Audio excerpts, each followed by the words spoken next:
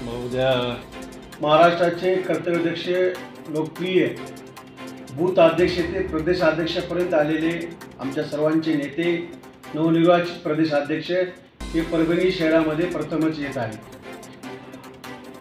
देवगिरी गाडीने सकाळी 7:30 वाजता त्यांचं आगमन रेल्वे स्टेशन परभणी येथे होईल।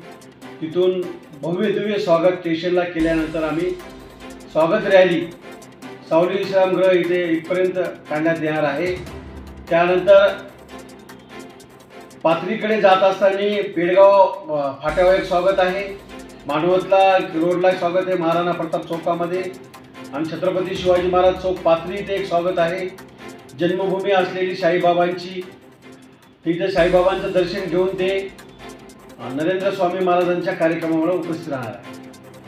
आणि भारतीय जनता पार्टीच्या परभणी जिल्ह्याच्या वतीने त्यांच्या स्वागताची जोरदार तयारी केलेली आहे। हा धावता दौरा आहे।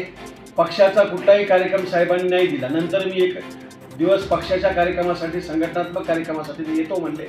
आता हा धार्मिक कार्यक्रमाला आणि शाळेचं उद्घाटन साहेबांच्या हस्ते सिमरगावला आहे नरेंद्र चारी पीठामध्ये, त्या निमित्त साहेब येत आहेत। अतिशय जोरदार तयारी झालेली आहे।